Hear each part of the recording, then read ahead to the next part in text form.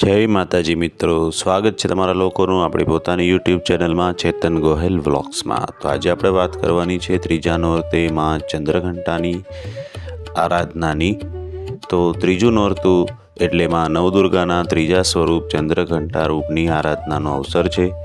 દેવી ચંદ્રઘંટાનું શરીર સોનાની જેમ કાંતિવાન છે। તેના માથા પર ઘંટ આકારનો અર્ધચંદ્ર છે, એટલા માટે તેઓ ચંદ્રઘંટા કહેવામાં આવે છે। તેમની 10 ભુજાઓ છે અને 10 ભુજાઓમાં અસ્ત્ર શસ્ત્ર છે।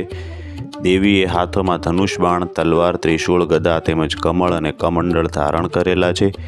દેવીના કંઠમાં સફેદ પુષ્પની માળા અને મસ્તક પર રત્નજડિત મુગટ વિદ્યમાન છે। દેવી ચંદ્રઘંટાએ ભક્તોને અભય વરદાન આપનારી અને પરમ કલ્યાણકારી છે।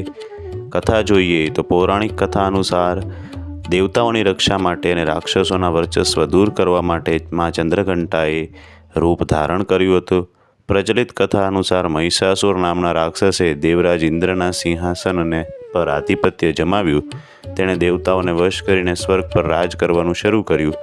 તેનાથી દેવતાઓ ચિંતિત થયા અને દેવતાઓએ આ મુશ્કેલી દૂર કરવા માટે દેવતાઓના રક્ષા કરવા માટે આવી પડેલી મુશ્કેલીને દૂર કરવા માટે ત્રિદેવ એટલે કે બ્રહ્મા, વિષ્ણુ અને મહેશને મદદ કરવા માટે આહવાન કરવા લાગ્યા। મહિષાસુરના દુષ્કૃત્યો સાંભળીને ત્રિદેવ ગુસ્સે થયા। આ ક્રોધના કારણે ત્રણેયના મુખમાંથી ઉર્જા ઉત્પન્ન થઈ, જેમાંથી એક દેવીએ જન્મ લીધો। એ દેવીને ત્રિદેવ સહિત તમામ દેવતાઓએ પોતાની શક્તિઓ પ્રદાન કરી। ભગવાન શંકરે તેમને ત્રિશૂળ, ભગવાન વિષ્ણુએ ચક્ર આપ્યું અને પછી બધા દેવતાઓએ પણ શસ્ત્રો સોંપી દીધા। દેવીનું આ સ્વરૂપ એટલે ચંદ્રઘંટા। આ પછી જ્યારે માતા ચંદ્રઘંટા મહિષાસુરને મારવા પહોંચ્યા તો માતાનું આ સ્વરૂપ જોઈને મહિષાસુરને લાગ્યું કે તેમનો મૃત્યુ સમય નજીક છે।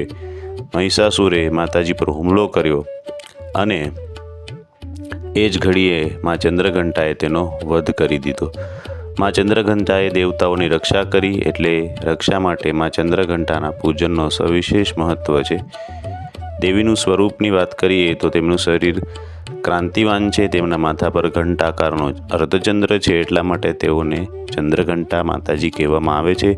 તેમની 10 ભુજાઓ છે। 10 ભુજાઓમાં અસ્ત્ર શસ્ત્ર છે। દેવીના હાથોમાં કમળ, ધનુષ બાણ, કમંડળ, તલવાર, ત્રિશૂળ અને ગદા જેવા અસ્ત્ર ધારણ કરેલા છે। તેમના કંઠમાં સફેદ પુષ્પની માળા અને રત્નજડિત મુગટ શીર્ષ પર વિદ્યમાન છે। દેવી ચંદ્રઘંટાએ ભક્તોને અભય વરદાન આપનારી પરમ કલ્યાણકારી છે। તેમના રૂપ અને ગુણ પ્રમાણે આજે તેમની પૂજા કરવામાં આવે છે। ચંદ્રઘંટાની શક્તિની પૂજા સાધનાથી મણિપુર ચક્ર જાગૃત થાય છે। તેમની પૂજા કરવાથી વીરતા, નિર્ભયતા સાથે સૌભાગ્ય, વિનમ્રતાનો વિકાસ થાય છે। તેમની પૂજાથી મંત્ર, નેત્ર સંપૂર્ણ સમયમાં ક્રાંતિ વધવા લાગે છે।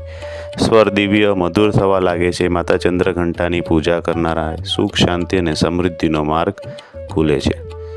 માતાજીની કૃપાથી દરેક પ્રકારના પાપ, બધા પ્રકારની બાધા દૂર થઈ જાય છે। ભક્તોના કષ્ટોનું નિવારણ ઝડપથી થાય છે।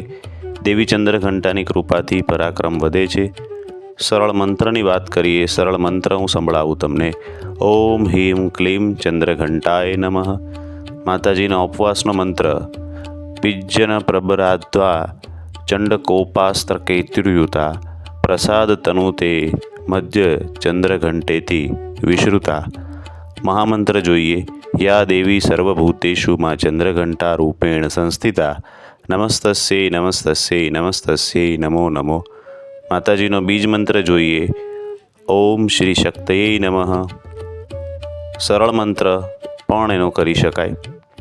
ચંદ્રઘંટાની પૂજન વિધિ જોઈએ। દેવીની પૂજન સમયે કમળનું પુષ્પ કે શંખ પુષ્પી અર્પણ કરવા જોઈએ। નિવેદ્યમાં દૂધનો માવો, દૂધની મીઠાઈ, ખીર અર્પણ કરવા જોઈએ। માતાજીને પ્રસાદ રૂપે સફરજન ખૂબ પ્રિય માનવામાં આવે છે। વિશેષ કૃપા અર્થ સાધકે આજે ઘાટા વાદળી રંગના વસ્ત્ર ધારણ કરી માતાજીની આરાધના પૂજા વિધિ કરવી જોઈએ। વાદળી રંગના વસ્ત્ર ધારણ કરવાથી, માતાજીની આરાધના કરવાથી સાધકનું મન પરમ આનંદની અનુભૂતિ કરે છે। ફળદાયી મંત્ર। ઓમ એમ હીમ ક્લીમ ચંદ્રઘંટાય નમઃ। ફળ પ્રાપ્તિની વાત કરીએ તો જે મનુષ્ય નવરાત્રિના સમયે માં ચંદ્રઘંટાની પૂજન કરી તેનું અનુષ્ઠાન કરે છે, તેના પરિવારમાં દરેક વ્યક્તિને કષ્ટમાંથી મુક્તિ મળે છે। મંત્રનું અનુષ્ઠાન કરે છે તેનું મન જાગૃત થાય છે. સાધનાથી મણિપુર ચક્ર જાગૃત થાય છે. વીરતા નિર્ભયતાની સાથે સૌભાગ્ય અને વિનમ્રતાનો વિકાસ થાય છે. દેવીની ઉપાસનાથી મુખ, નેત્ર તથા સંપૂર્ણ કાયામાં કાંતિ વધવા લાગે છે. સ્વર દિવ્ય મધુર થાય છે. ચંદ્રઘંટાની પૂજા કરનારાઓએ શાંતિ અને સુખનો અનુભવ થવા લાગે છે. માતા ચંદ્રઘંટાની કૃપાથી દરેક પ્રકારના પાપ, બધા પ્રકારની બાધા દૂર થઈ જાય છે. ભક્તોના કષ્ટોનું નિવારણ ઝડપથી થાય છે. તેથી દેવી ચંદ્રઘંટાની કૃપા આપણા પર સતત વધતી રહે અને પૂજા કરવાથી શુક્ર ગ્રહ સંબંધિત સમસ્યાઓનું પણ નિવારણ થાય છે. તો આપ સૌ સાથે મળી માતાજીની આપણે લોકો પૂજા કરીએ અને માતાજીની કૃપા બરાબર આપણા પર બની રહે એવી પ્રાર્થના કરીએ. જય માતાજી. જો આ વિડીયો તમને લોકોને ગમ્યો હોય તો ચેનલને સબસ્ક્રાઈબ કરી અન્ય લોકોને પણ આ વિડીયો મોકલવા વિનંતી છે. જય માતાજી.